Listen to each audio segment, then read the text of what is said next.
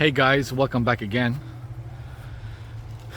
Today we have another video on a tree that's ready to harvest from.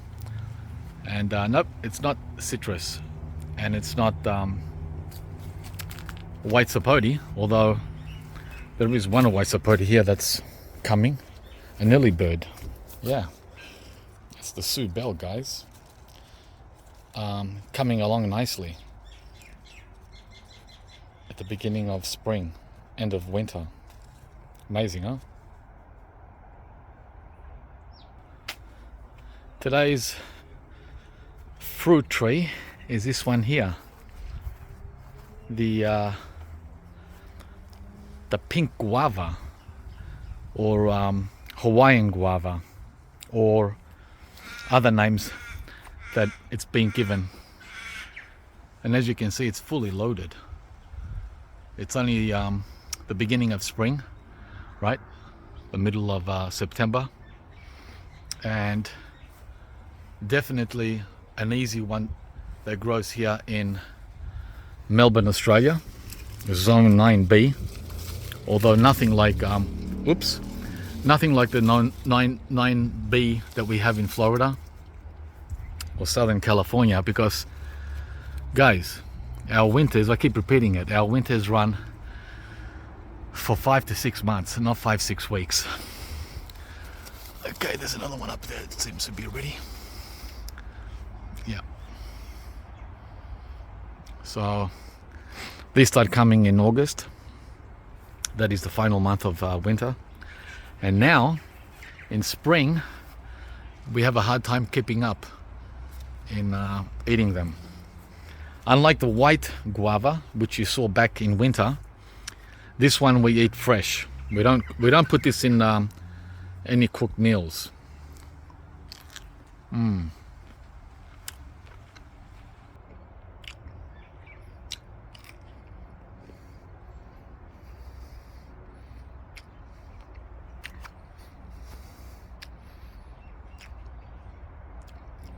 Very tangy. As we get closer to October, the final ones actually sweeten up.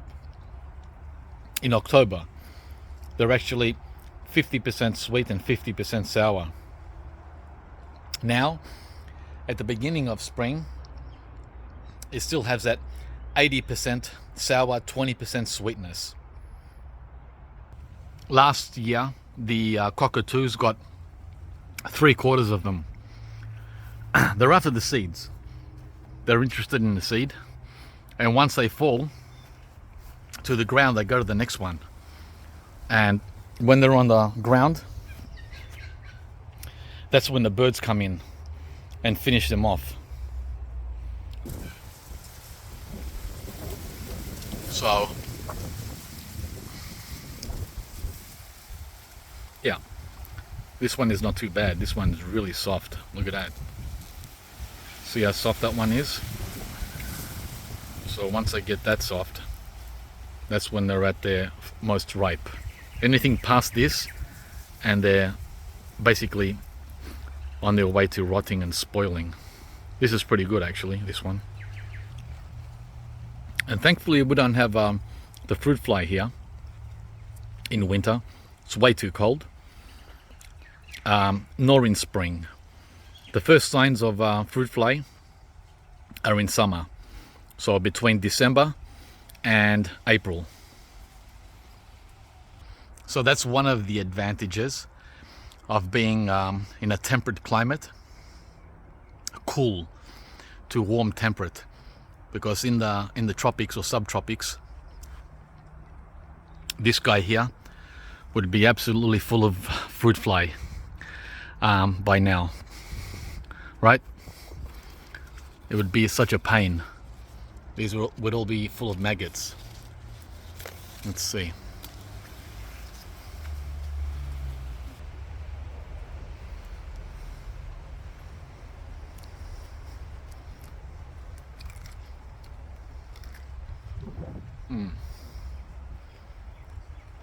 No sign of them at all. None. This is the perfect this is the perfect maggot fruit if it was warm. So how do I look after this big boy? I don't. Once a tree gets to this size, guys, exactly 10 years old and 3 to 4 meters high and 3 meters wide, all you got to do, there's only one thing, oh well, two things, which is what I did. Brace it because you're gonna be in for a treat or a big surprise. If you don't, the tree, the branches will snap from the weight of the fruit. It's very, very prolific. So that's one of the things you should be doing with this tree once it's this big. And the other thing is watering in summer when there's a drought. I don't feed it other than, mulch. Just throw mulch on there. No fertilizer, just a little water if need be in summer, and tie it down. And if you really have to, cut away some of the branches if the rope is not adequate. I had to cut some branches off here back in early winter because the tree, even with these ropes, these bungee cords, it was still leaning, guys. It was still leaning. These branches here, they were down here, right? I couldn't walk through here, so I had to cut the branches away. Yeah, so the only problem you're gonna have with a guava tree in Melbourne is abundance, and how to support the tree from all that fruit. That's it. That's going to be your only problem. As far as cold, yeah, the first 3 years you got to keep them protected from frost in winter, right? But 3 years go by real quick, guys, real quick. And if you're in the tropics, of course, well, it's one of those plant and forget jobs. Alright guys, I hope you enjoyed this video on the pink guava, Hawaiian guava. I'm not sure if it's also called the ruby red. I'm not sure if that's a different variety. But